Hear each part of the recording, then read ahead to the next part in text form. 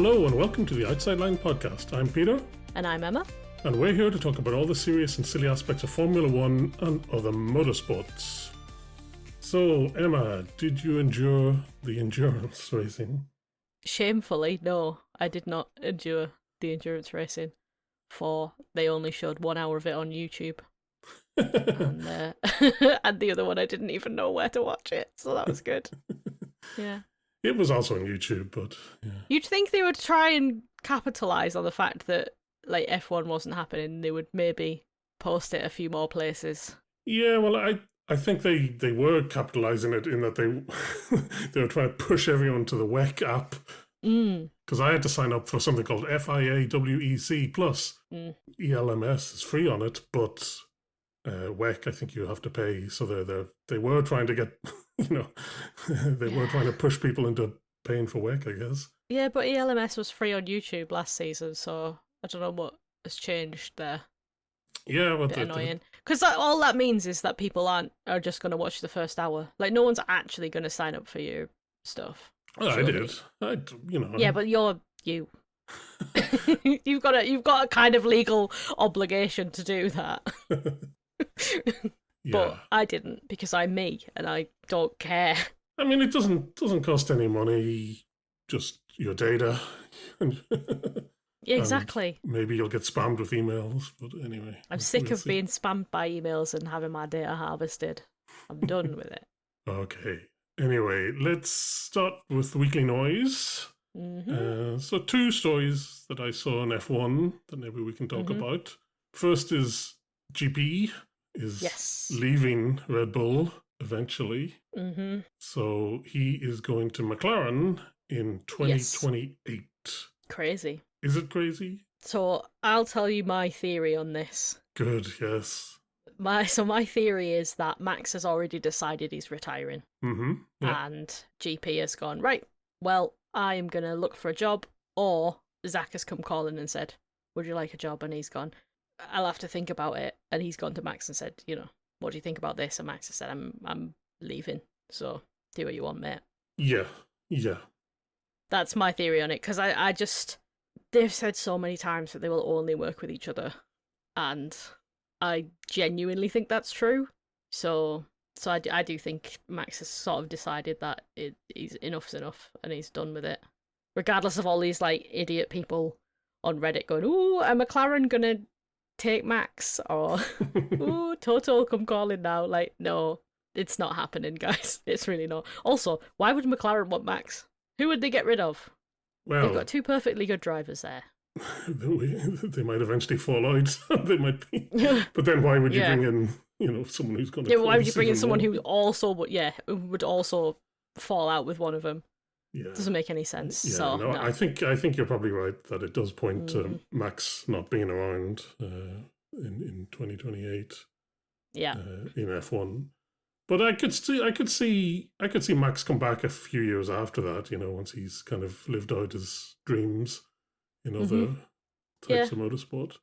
GP as well, I could see, like someone posted his career, starting in, where did he start in Jordan or somewhere he does move about, he does he's not, he obviously has some ambitions, right? So maybe this I don't think it was so much moving as I think the first 4 were just the team changed every year. Then he went to Force India and then he went back to Jordan / Spiker / Jaguar / whatever it was called before it was Red Bull. So yeah, I don't think he moved that much. Okay, yeah, I'm not so familiar with it. Yeah. But he's been working with Max for 10 years now. So yeah. Anyway, when they announced it, I was like, oh, is that next year? No, it's 2028. No. So, there's no real point in thinking about it again till then. Okay, the other thing was F2 has been confirmed to do 2 rounds in North America for the first time ever, apparently. So they're going to be racing in Miami and Montreal. I'm gutted. I know it sounds bad to be gutted because it's more F2 races, but that means Colton can't do the Indy 500. Yes. Because it's the same time as Montreal. And Yeah, I'm actually good for him, like really good. And for the Indy 500, because it looks like they're struggling to fill that extra seat. So it means no bump for anyone. Yeah, well, yeah, that'll be no tears at least. You won't get to see I Graham don't. Rahal cry. I just want Graham to cry. Yeah, no, it's good that they've put in the F2, Yeah. and we'll get some more racing. Yeah, unlucky for her too. I mean, I don't know how certain it was that he was going to drive in a. I think it was very confirmed. In like So, with in Andretti, that or... they've now announced that they're not running an extra car. Yeah. Okay. It was basically set in stone, yeah. But they haven't announced anything for F3 though. Yeah, So... I don't. I mean, I have not followed. They've only had one race, right? So I mean, Yeah. Yeah, I don't know. I mean, maybe it's less important there or something, or maybe I don't know. That's all they could fit in, and the F2 is But more they have even less races though. Yeah, Because their season finishes before, so it's like they have even less time to try and figure it out. I did see some people saying like, could they not take them to Zandvoort, like, or anywhere where there's like F1 Academy, because at least there's like another support race happening, and it like, you know, they can share the paddock and stuff. But it looks like they haven't figured it out yet. So that's they might add some later on. Maybe they'll do 3 races in a weekend in some places. So we'll see. Fingers crossed. I want to see some F3 at Zandvoort. So. Oh, of course. thinking of yourself at Zandvoort. Yeah, thinking of myself again, because we haven't actually said it on the podcast yet. But I'm going to Zandvoort again. So good, very nice. Yes, it's the final Zandvoort. Oh, it is. That's why. And probably it might even be the final Max. So. Okay, let's move to what we're going to cover this week, which is the GT World Challenge Europe. Wow. And the opener for ELMS. So let's start with the GT World Challenge Europe. This was 6 hours of Paul Ricard. Yeah. And, well, I looked at the entry list. There's quite a few familiar names. Yes, I did see some. I saw the qualifying list, and I saw a couple of names there that I was like, oh, hello. Yeah, that's where you've gone. So, yeah, quite a few we'd recognise from WEC or IMSA or even ELMS. Obviously, Verstappen Racing is there. Yep. They take part in that series. Even Max was there, it turned out, hiding. Apparently, he was supervising the pit stops. Yeah, I saw a video of the tyre allocation. Yeah. Just making sure. That's good. Yes. Well, I mean, the other F1 person there was Stroll.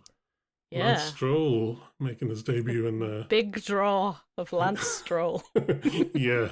Like when Max races in the Nürburgring, you sometimes see like 70,000 extra people watching those streams. Yeah. Do you think there was a bump for Stroll? No, I don't think so. Actually, no. No, I don't think so there. Either. I think maybe one. There's that one Lance Stroll fan in Canada, isn't there? So, yeah. Yes, yeah. They show the same person every year, don't they? Yeah. Yeah. Yeah. So Stroll was there in Aston Martin, obviously, but one of his teammates was Mari Boya, who's in F2. Crashes a lot in F2. That's unfair. It is fair. That's all he's done. Well, speaking of people who crashed in F2, Amaury Cordeel was also there. How did he do? Cordeel? Yeah. Well, skipping ahead, he actually came second in his class. Oh my God. I'm sorry, Amaury. But 18th overall. But yeah. Yeah, but so second in his class is pretty good. Yeah. Yeah. Jake Dennis was there. Oh. Formula E driver. Well, I was curious how Lilou Wadu will do. You know, she won Sebring, if you remember, in the GTD class in IMSA. She was in the AF Corsa Ferrari with Arthur Leclerc. Yeah. Dream team. pretty good team, I'd say. Maybe not a dream team, but... Yeah. And then, loads of other names, from WEC, IMSA, ELMS. Yeah, there's too many to focus on. Yeah. Right. I only watched the highlights of this, so I can't. I can just say what happened. This team with the Engel Auer Stolz Mercedes. I think the same Mercedes that Verstappen Racing use. Yeah. Their car got pole and basically led the entire race, except the last half hour. When the 007 Aston Martin, not Lance Stroll's Aston Martin, a different one. Okay. With like proper drivers like Sorensen, who I think is really good. Yeah. But this guy, Nicky Tim. Is that how you say it? I couldn't remember. I can't remember. Yeah. So basically there was a safety car, as there often is. There was like 25 minutes of racing at the end, and yeah, he pressured Oyer in the number 48 and eventually kind of forced him to make a mistake, and then overtook him and won the race. Nice. And then, so then number 48 came second, and third was number 58 of Garage 59. So, I mean, that's a little... So they won 2 cars, the number 59 and the 58, but like... Yeah. You're in the 58 and your team is named after the other car. You might be thinking... maybe they're not going to give me the full support. Yeah. But that's why they had to try so hard to get the podium. To get noticed, so they would be noticed. Yeah. In fairness, that 59 car apparently was spun around quite early in the race and went to the back and then fought their way up to P5. So probably quite... What an uninspiring name, though, to like go, Garage 59. Yeah, right? I know, yeah. That's so... Just pick anything. Like, it's a racing team. You could name it after anything. Genuinely. Yes. Instead of just going, what number car have we got? 59? Yeah, all right, we'll name it after that. Yeah. Call it 69. Make it funny. Do you know what I mean? Call it 67. Make it down with the kids. Yeah. You could do anything. Yeah, it's pretty uninspired. It's so uninspired. I hate that. Their team, just give the names, Tom Fleming, Louis Pret, and Benji Goethe, Ollie Goethe's brother. Oh, yes. So, yeah. And Jack Dennis came 6th. Verstappen Racing P9. They looked okay at one point, but then fell off, apparently. Then Stroll, I don't know if it's a good or bad, like, how do you hope Stroll did here? I mean, I'd hope that he did decently, but also you've got to take into account that he is one driver in I would assume, team of 3. Multiple. Yeah, a team of 3. So he can only do as well as his teammates. Yeah, it's a good point. I was hoping he'd do really well, because then he'll be like, oh, I should do this instead of racing in F1. So apparently he did okay. His pace was actually quite decent. But as you say, his other teammates, basically they had loads of penalties. They had 8 minutes and 25 seconds of penalties. Now, Stroll contributed about 2 minutes and 15 seconds of that. Because, get this, he ignored blue flags. Oh, did he? You'd think he'd be used to seeing them being in an Aston Martin. It's literally his job to respect blue flags as premium back marker of F1. Yeah. So why is he ignoring them? Yeah. What a mental little guy. The other driver, Mary, he ignored loads as well. And then they also they got track limit stuff all the time. I think all the drivers did. And Mariboya, he crashed into Lilu Wadu and basically ruined their race. And so he got a stop and go penalty. And so they had a stop and go on top of the 8 minutes and 25 seconds. So. Why did you pull me up earlier for saying he crashes a lot when you just said he crashed? Yeah. Oh, well. It's clear. It's a fact. He's the new Amory Cordeal. I guess I meant he didn't crash into the wall as much as... Crash to crash. Yeah. He's the new Amory Cordeal. I'm calling it now. I've decided. Pass the mantle on. There we go. I'm going to bully him now. Cordeal, as I said, Peter in the silver class. I mean, I don't know how well he did or not, but anyway. I mean, that's all I have on the GT World Challenge Europe. But I like feels like that's probably all there is to say about it. Yeah. It's not exactly. I know, I think it looked... I mean, seeing so many GT cars racing, that was kind of interesting.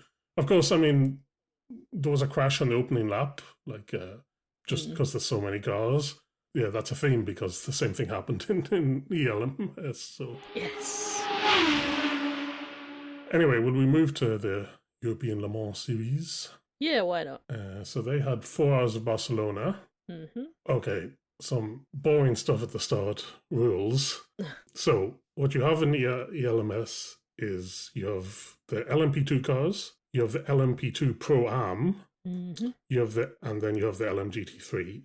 Now they each have their own sort of rules. In LMP2, you must have 1 silver driver and Yep. maximum 1 platinum, because they all have these rankings of how well they've done.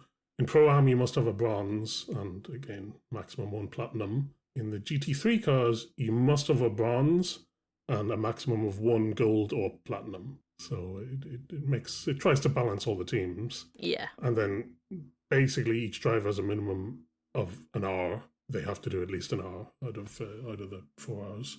In GT3, the bronze, if you have more than 1 bronze driver, you can split it, but they have to do an hour and a half of bronze drivers in GT3. And on top of that, I'm not entirely sure if this is just LMP3 or not, but they have minimum pit stop times. So they have to do basically 2 long stops. Yeah.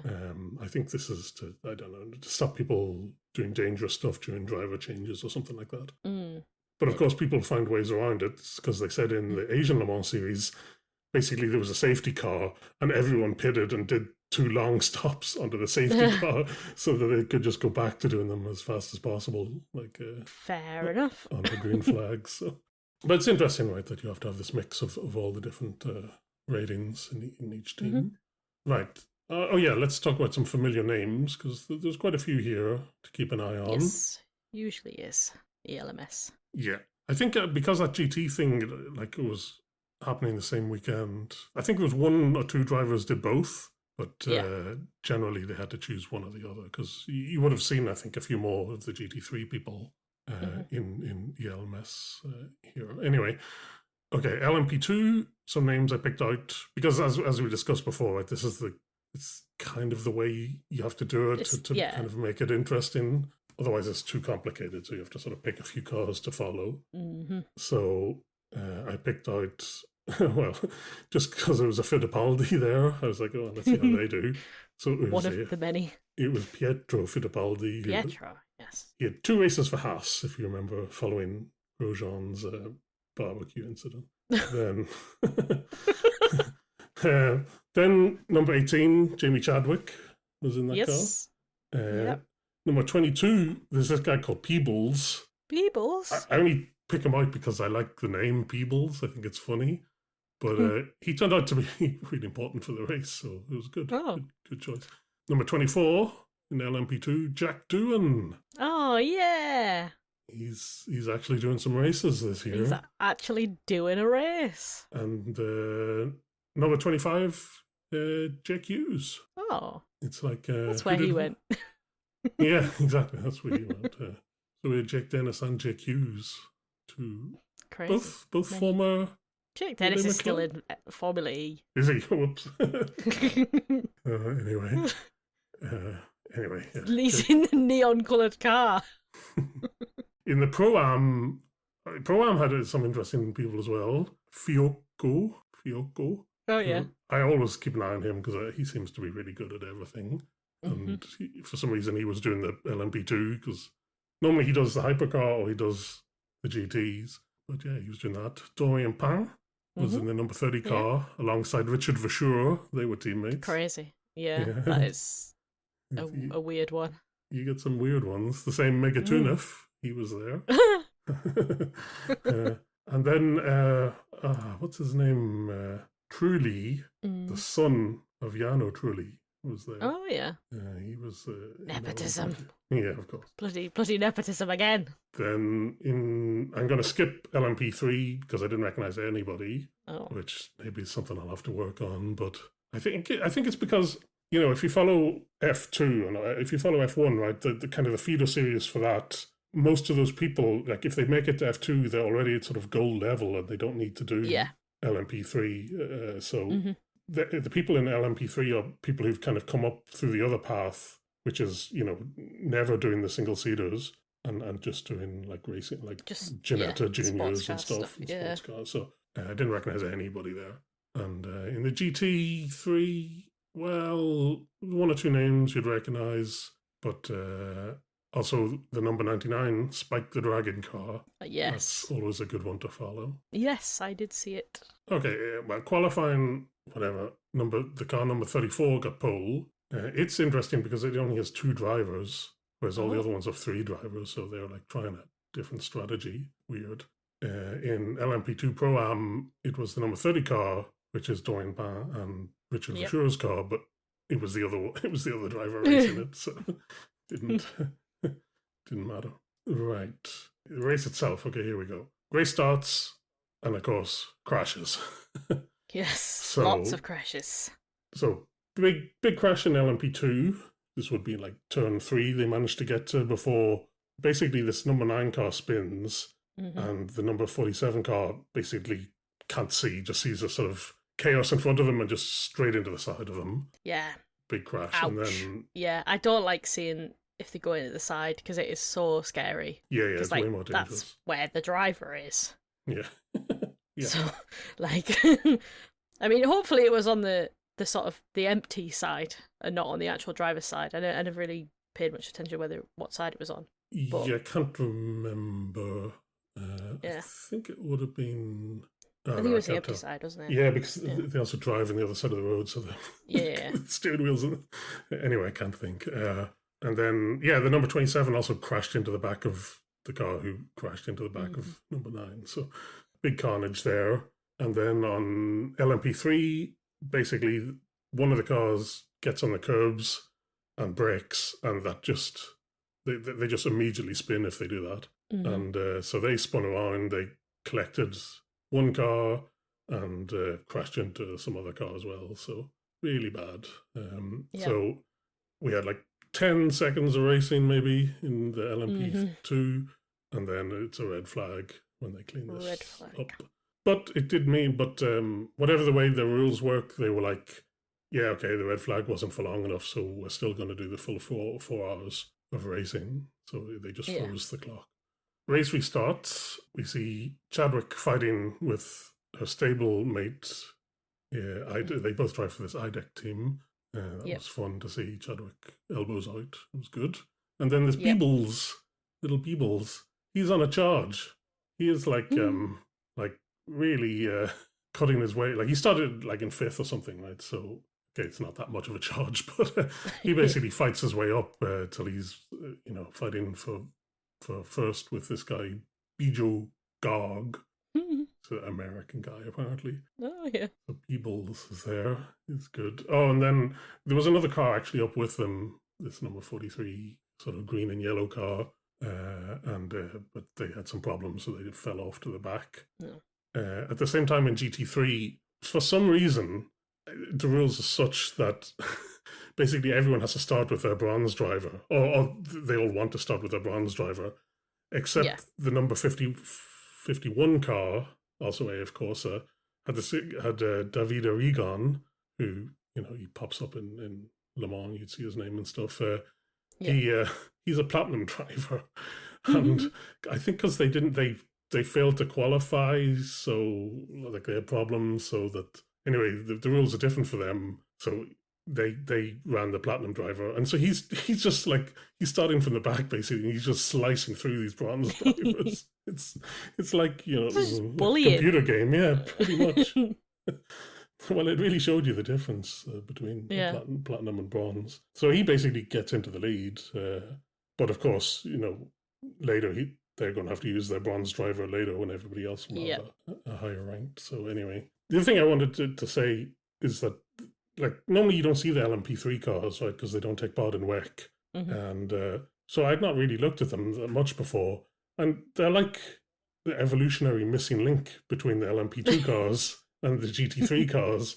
Because sometimes I look at the hypercar and it's like, how did they come up with that? Like, why does it have the big thing down the middle and like the big fin and the big fin? I love the big fin. Yeah. But like these LMP3 cars, you can see that they have like their rear wing is more like a GT3 wing, but they also have a bit of the fin. So it's they really are like the missing link. The missing link, yeah. Next big incident we have is the number 28 car just crashes into the wall, just out of nowhere, Yeah. just for no reason at all. And then we get to see this kind of odd procedure they do in the LMS. So they bring out a virtual safety car and they have that for 3 laps, and people are allowed to pit. Then the full safety car comes out, which like bunches everybody up, and Yeah. then they'll restart when they're ready, which is a bit odd. I mean, so the alternative they have is they can do full course yellow, but then they don't have to bring out the full safety car. But it seems that if they do a virtual safety car, they have to do the full safety car. It's sort of, I don't know, it's a bit odd.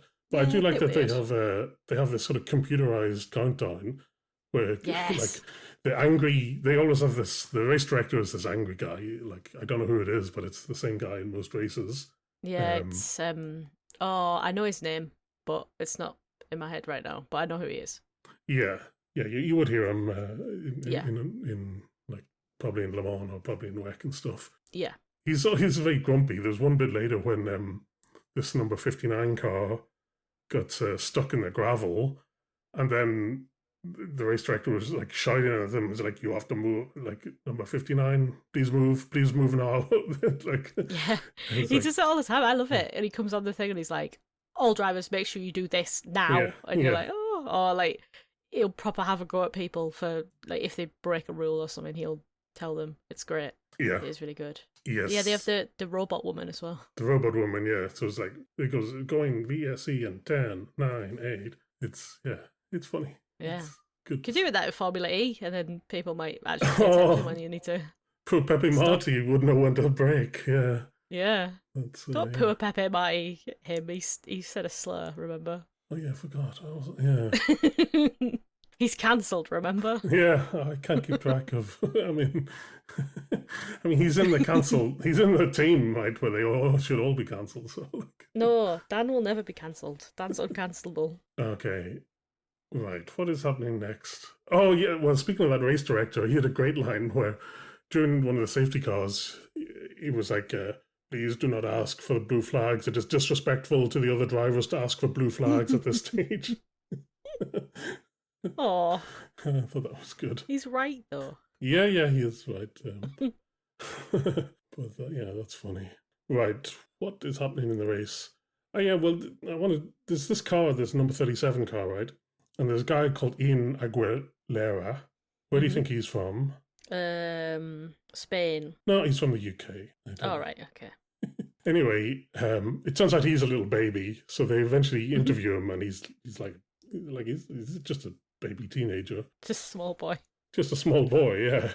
But he got absolutely screwed by the safety car because his team tried to be clever, and like he only did like half. Like he did his stint, and then they only did like half a stint, and so they would go sort of change him out of the car before everybody else once he'd fulfilled the time, and then they'd be off strategy, and yeah. Anyway, it didn't work, so that they basically went a lap down because the safety car, so that's their race screwed completely, basically.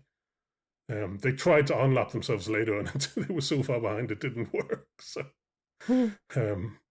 yeah, just a big mess. No. And then, poor Peebles, I think he screwed up his pit stop because they got a 5-second penalty. Oh. It was a bit sad. 5 seconds is nothing in endurance. Yeah, it's true. Yeah, it's true. But still, I think, I don't know, it messed them up somehow. Anyway, in the Pro-Am, in LMP2, the Doyen Pan, she's leading it. She's doing quite a good job. Yeah, then we had some fun penalties. So somebody got done for jewellery infringement, and then somebody else got done for disrespecting the dress code. Yes. Oh my God. What's disrespecting the dress code? I think it just means wearing the wrong underwear. Yeah. Like that. Oh my God. Disrespecting the dress code. Like trying to get in a club with trainers on. That's not a thing anymore. Wow. Yeah. Then Spike the Dragon. He's leading GT3 at the stage, right? Mm-hmm. And then bloody LMP2 car crashes into him and takes him out. Yeah, see that? I saw it. I was like, no, what are you doing? Poor Spike. Yeah, so that ruined their race. Whoever crashed into him is like enemy now because everybody loves Spike the Dragon. Yeah, yeah. They just, So. I don't know which driver it was, but it was the number 28. I could narrow it down if you want. No, it's fine. Oh, no, I know who it was. It was Paul Lafargue. Oh, Yeah, I know. I don't know who it is either. But I mean, remember the name. cancelled now. Remember the name, he's a menace. Well, we did have full course yellow because Hughes he was trying to overtake for the lead, but then he got like there's all this traffic, of course, right? Because there's always traffic, and I think he gets either he gets tapped by the traffic or he swerves to avoid traffic, and that puts him off into the gravel, and he gets a puncture, and then basically that's his race screwed as well. So, yeah, not very good. Oh, I also noted that you know, one of those things you thought like, how has this happened? Which is Fuoco overtook Megatunov. It's like if you told me a year ago that I would see that happen, I'd be like, how? But yeah, well, yeah, yeah. Anyway, then we had a driver called LaRue.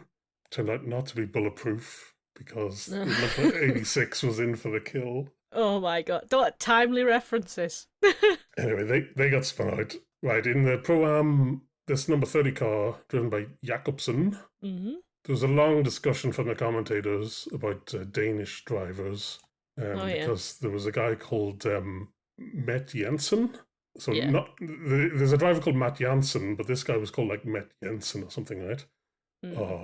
And he turned out to be Dutch and not Danish. So anyway. Wow. But I think this Jakobsen is Danish. Yeah, he is. So he's in the number 30 car and he's chasing down, well, he overtakes Pan for the lead. And then eventually, due to pit stops and, you know, when they decide to fuel, like, or when they decide to swap tires or when they decide to swap the drivers, he ends up behind for sure, but then overtakes for sure as well. So it's fine. We got to see Jack Doohan finally. He was the last driver in to his car. The number 24, and then basically all the strategies like are converging now because they're all slightly different, how much fuel they have and stuff like that. So basically we've got about 40 minutes to go. Doohan's in the lead somehow. But don't say things like that. Don't say somehow. Well, Doohan's there from sheer merit and driver ability, I believe. Well, I don't think it's anything to do with him, but I think their strategy was weird because anyway, they had to pit way earlier, like 20 minutes before everybody else. And then that means that their car is heavier for all the time when the other cars are lighter. So they were leading for a bit, but anyway, 20 minutes to go, the situation is number 34 car, which started on pole, is leading. That's the one with two drivers. So I guess they save like 10 seconds, maybe. Although maybe the minimum pit stop still means it doesn't actually matter. Anyway, then 22 car is there. 24 car is in third. That's Doohan. And the 29 car, that's these guys. I don't really know them. So there's a guy, Oliver Gray, who maybe I've seen before. A guy called Rousset and a guy called Masson, Esteban Masson.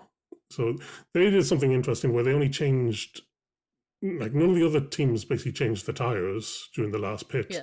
But these guys changed two of their tires. Oh. Because apparently you get like, you get two extra tires for some reason. And so at first it looked like a really bad decision because they were kind of slower than everybody else because everyone else had like nice warm tires. But then it really started to pay off. And so they basically overtake all the other ones. So the Peebles car with Saucy, which apparently is how you're supposed to say his name, is Saucy. Grégoire Saucy? Yeah, and this Han Lee guy.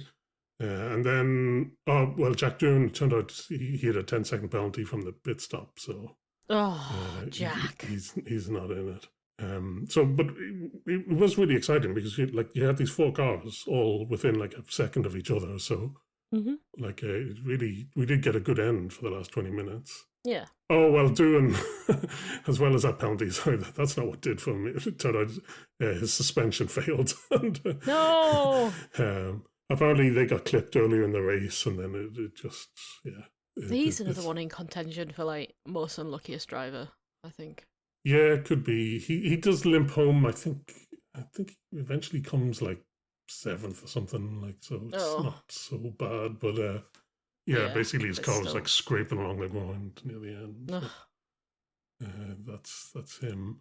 Yeah. So who poor wins Jack. it? It's this number 29 car, the one who had the extra wheels, not extra, the Hmm. extra tires on the left side of the car. Fair enough. Yeah. Then that two-person team of Gog and Degeris, they came second.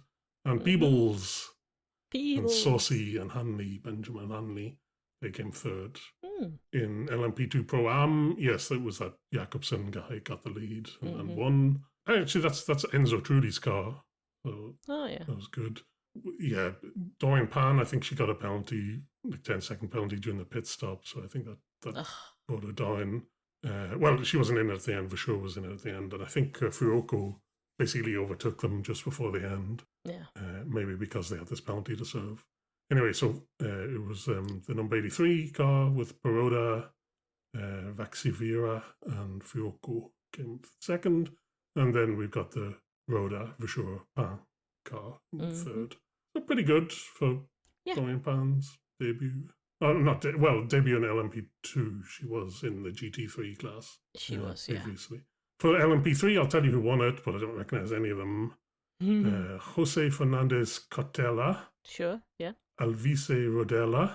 Mm-hmm. Again, where do you think he's from? Italy. No, it's the United Arab Emirates, All obviously. right. Okay. Yeah. Yeah. And Of then course. Yeah. Mikkel Garda Pedersen. Okay. No. No. No idea who any of those are. No. In the LMP3 class, well, I sort of stopped paying attention to it once Spike got done. And to be frank, I don't recognize the people who won it. But it was the number 75 car from Koseduski, Tom Sargent, who I thought might be related to Logan Sargent. No, he's not related to Logan Sargent. No, he's Australian, but races under Yep. the US flag for some reason. And Yep. Letz from Austria. So that's who won LMGT3. Good. So that was Good. ELMS. Mm-hmm. It wasn't bad. 4 hours, actually. I mean, I watched it. I was like an hour behind just because I Yeah. was doing other stuff. And so I was always on a delay. But yeah, it was, I mean, it was fine.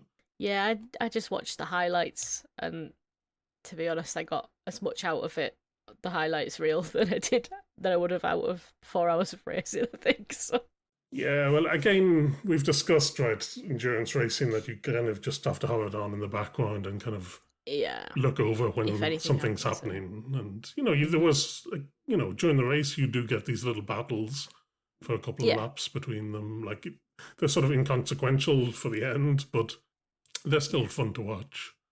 that's the same as F1, isn't it? You get some little inconsequential battles in the middle, and then George wins, or rather, Kimmy wins.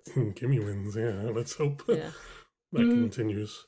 Yeah, but I mean, F1, there's not so many overtakes, right? So it's. there is this year. Well, Sorry, they're not they're leapfrogs, aren't they? Sorry, lasting overtakes, yeah. Yes. Okay. Well, so what questions will we end on? Just say, how was the racing? I mean, the highlights reel was great. It was 15 minutes. It didn't take up much of my time at all. Yeah. Then, okay, do we have a driver of the day? I'm going to say Amory Cordial. No. Why? Well, okay. Yeah, you can give it to everyone, but yeah. And Jack Doohan for getting back on the horse or in the car. Good. I think Dorian Band did pretty well. Mm-hmm. Chadwick did pretty well. Yeah. They have this thing called what's it called? Like the because it's sponsored by like Dunlop or somebody that do the tires. They have this thing called like the Wingspan driver of the day type thing. Oh. Something wing anyway. Yeah. And, this kid, Oliver Gray, won it in his class, but Dorian Band won whatever the Pro-Am class was. So very nice. maybe we'll give it to Ban for proving that she's not as bad as her record in Freca might lead you to believe. It's good to see her back, doing well. Then what about an attack mode? Oh, I kind of did it at the beginning, but like just the gatekeeping of these sports, really. Yeah, but The it's it it's the is and most it isn't. minimum gatekeeper. I mean, I know, but it's not because it's effort. You've got to sign it up. You've got to sign your email up. Then you've got to like log into it. Then you've got to like. I know it's a lot easier now than it has ever been to do that. But I just why not just let us have it on YouTube? Because everyone's got a YouTube account. So just leave it on there. I don't care about your WEC Plus or whatever it is. I don't want to have to sign up to 50 all the different motorsports sites to watch them. Like yeah, this is what is happening in general with like TV is that now that the subscription service are spread too thin, everyone's going back to pirating. And that's exactly what's going to happen with this is that there'll be pirate sites popping up again and or people streaming it illegally on YouTube or Twitch or Kick or whatever and then no one will get anything. So it's just forcing people away from it, and it's gatekeeping because then it's like, oh, I would have watched it if all 4 hours had been on YouTube. I'd have watched it, but because there was that extra step of having to sign up, it made me go, do you know what? I'll just watch the highlights tomorrow. And yeah. So, and I don't think I'll be the only one that did that either. So there you go. okay, yeah. I mean, I get That's what my you're saying. attack. Yeah. So next week we are back with IndyCar at Long Beach. IndyCar. Thank God. IMSA also do Long Beach the same weekend. Mm-hmm. Might be worth like checking in on that. And Yeah. then WEC having a season opener. Yes. In Imola, 6 hours of Yes. Imola. 6 hours of Imola. Love that. That's quite a lot. I mean, I can't promise I'm going to watch the WEC, but I think I will. I'll watch the WEC Okay. because I like Imola, and I will happily watch 6 hours of Imola. Okay. Good. Great. So then, thank you for listening. If you have any questions or comments, our email address is theoutsidelinepod@gmail.com. We are also on Blue Sky at the Outside Line Pod. Otherwise, we'll see you next week. Bye. Bye.